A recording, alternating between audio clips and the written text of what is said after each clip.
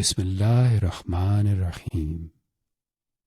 In the name of Allah, the most merciful, the most compassionate. وَرَبُّكَ الْغَفُورُ ذُو الرَّحْمَةِ. And your Lord is the forgiving, the possessor of mercy. Close your eyes, take a deep, slow breath in, and exhale, releasing tension from your shoulders, your chest, your hands. Now bring your awareness to the divine name, Al-Ghafoor, the one whose forgiveness penetrates the depths of the soul. We often resist forgiveness without realizing it. The idea of forgiveness makes us uncomfortable, not because we don't want it, but because we have hardened ourselves in defense of our wounds. We spend our lives justifying our mistakes or condemning them. We say, I had no choice. It wasn't my fault.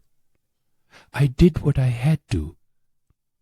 Or we say, I was weak. I ruined everything. I don't deserve to be forgiven. But both of these, justification and condemnation, are ways of keeping the wound alive. Forgiveness is not about pretending something never happened. It is about no longer letting it define you. Al-Ghafoor does not erase mistakes like they never existed. He transforms them into something else entirely. Imagine yourself standing at the entrance of an ancient, forgotten corridor. The air is heavy, thick with silence. A faint flickering light barely illuminates the stone walls around you. The deeper you look, the darker it becomes. You step forward, your footsteps echoing. The shadows stretch and bend with each movement. Then you hear something. A soft sound, a whisper, a voice you recognize. You move towards it until you see a small child, eyes filled with something you cannot name.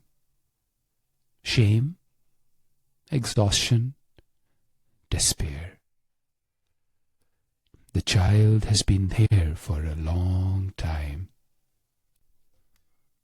And as you stand before the child, you realize this is a part of you, a part that has been ignored, not just by the world, but by you. This child has tried to return to you before. The child has whispered to you in moments of quiet. The child has pleaded to be forgiven. But every time you turned away, you thought, if I forgive this part of me, then it means I accept what I did. If I show kindness to this part, it means I am weak. Or, if I acknowledge this part, then I must face everything I have been avoiding. And so, you left them here. You placed the blame outside of yourself, on others, on the past, on Allah subhanahu wa ta'ala himself. You say, if I cannot forgive myself, how could He forgive me? But now, standing in this place, something inside you shifts. The truth is simple. You must stop being cruel to the part of you that made the mistake. This child is not asking to be excused. They are asking to be held. And so, you kneel down. You reach out your hand. For a moment, the child hesitates. Then slowly, they place their hand in yours. As soon as your hands touch, something changes. You realize you are no longer underground. You are standing in a vast open field. The sky above you is endless, a deep blue with soft golden light. The grass beneath your feet is cool and alive.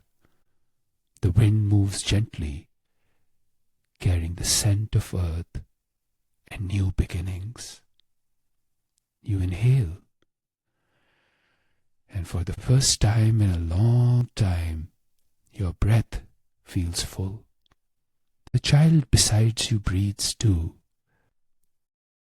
They turn their face upward towards the sky, and you see it, the light of Al-Ghafoor, not blinding, not overpowering, just present, a warmth that fills the spaces where pain once lived.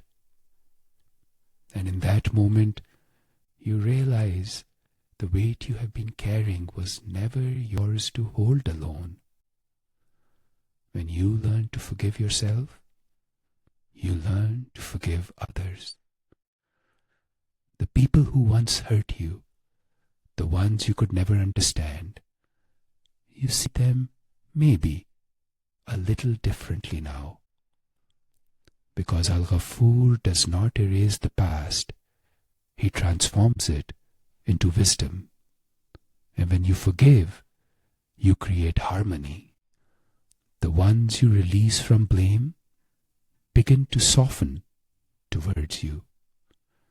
Just as when we see Allah subhanahu wa ta'ala's boundless mercy, we cannot help but fall in love with Him.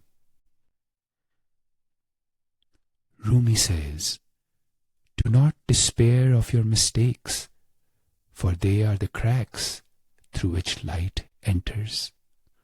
You thought the door was closed, but it was never locked. It was only waiting for you to knock. Ibn al-Qayyim says, "A person may make a mistake and enter paradise because of it, and another may do an act of worship and enter hell because of it." The companions were astonished. "How is that?" they asked. He replied, "A person may make a mistake and continue to think about it. Wherever he stands, sits, or walks, he remembers and regrets it. He repents, humbles himself, and seeks Allah's forgiveness. That mistake leads him to salvation. And another may do an act of worship but remain proud of it. He sees himself as better than others, and his pride leads to his downfall." A mistake, when met with humility and sincerity, can be the very thing that saves us.